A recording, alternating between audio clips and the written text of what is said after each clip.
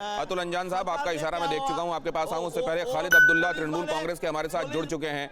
खालिद अब्दुल्ला, ये राज्य में चल क्या रहा है और जब आप ये कहते हैं कि गुजरात नहीं बनने देंगे, इसका मतलब क्या है? देखिए गौतम जी, आपको पता होगा 2014 के बाद जिस तरह से पूरी लोकतंत्र के नींव को ये लोग भारतीय जनता पार्टी और मोदी जी की सरकार ने हिला रखी है। ये लोग चाह रहे हैं कि लोकतंत्र को उखाड़ फेंकना चाहते हैं और संविधान को बदलना चाहते हैं। इसकी लड़ाई आज पूरे हिंदुस्तान के लोग कर रहे हैं। और आपने देखा कि दिल्ली जो पुलिस जिस तरह से आज काम कर रही है कि आज एक विपक्ष के नेता को अगर कहीं बात की जाती है तो उसको रोकने की कोशिश की जा रही है। मुझे समझ में नहीं आ रहा है कि आज किसान रास्ते पे बैठकर एक ठंड के कड़ाके ठंड पे बैठे हुए, सर्दी पे हुए हुए दिल्ली मैंने जो आपसे पूछा वो सीधा सीधा हम अभी इस पर बात कर रहे हैं, जो विजुअल्स हम दिखा रहे हैं। खालिद अब्दुल्ला साहब, मैं आपसे सीधा ये पूछना चाहता हूं कि क्या इन दोनों चीजों को आप साथ में तौल सकते हैं? क्या यहाँ किसानों वाले मुद्दे को और वहां जो चल रहा है, सुप्रीम कोर्ट को संज्ञान लेना पड़ा है और ये कहना पड़ा है कि पॉलिटिकल वायलेंस हो रहा है, आप देखिए इसको।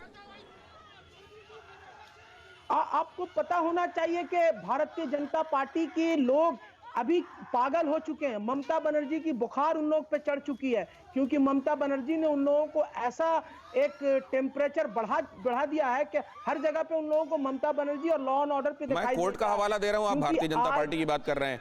मैं आपके पास आऊंगा खालिद अब्दुल्ला, लेकिन बहुत देर से अतुल अंजान कुछ कहना चाह रहे हैं, उनके पास जरा चलूं। जी अतुल।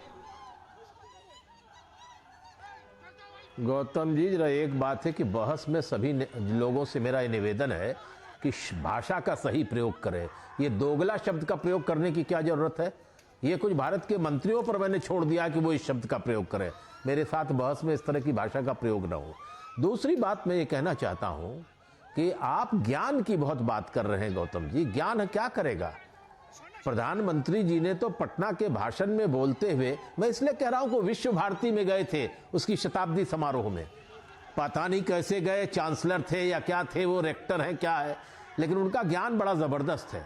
पटना में जनसभा में गांधी मैदान में भाषण करते हुए कहा कि ऐ बिहार वासियों, आपको प्रणाम करता हूं, सलाम करता हूं। इसी पटना के गंगा तट के ऊपर बिहार वासियों ने सिकंदर महान को पराजित किया था यहीं पर। क्या है आपका ज्ञान?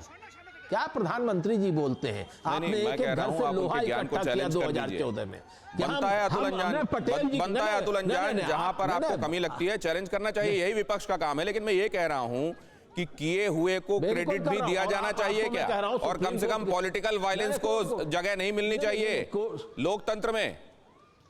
मैं पॉलिटिकल वायलेंस, आप चाहे जितना जिसका पक्ष लीजिए, मैं कुछ कहना नहीं चाहता। पॉलिटिकल वायलेंस पर जितनी आप चर्चा कर रहे हैं, हमारे कितने लोग मारे गए, ये चर्चा हुई कभी देश के घर? नहीं, वामपंथियों का जो शासन था सर, वो तो नजीर था ऊपर दफ्तरों कि कैसे बगैर वायलेंस के चलाई जा सकती हैं सरकारें। वामपंथ ने दिखाया है, कोई चुनावी हिंसा नहीं होती थी, सब कुछ शांतिपूर्ण, बल्कि वो रास्ता अडॉप्ट करना चाहिए, यही कहना चाह रहे हैं आप? दिल्ली ने ठीक कह रहा है।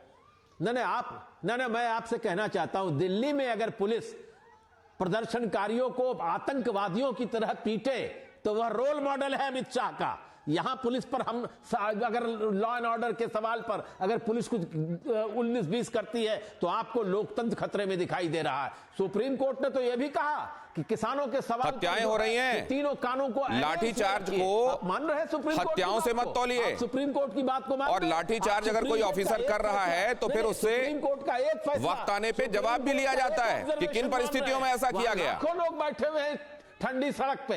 न्यूज़ टॉप 9 रोज सुबह 7 बजे और शाम 7 बजे सिर्फ TV9 भारतवर्ष पर।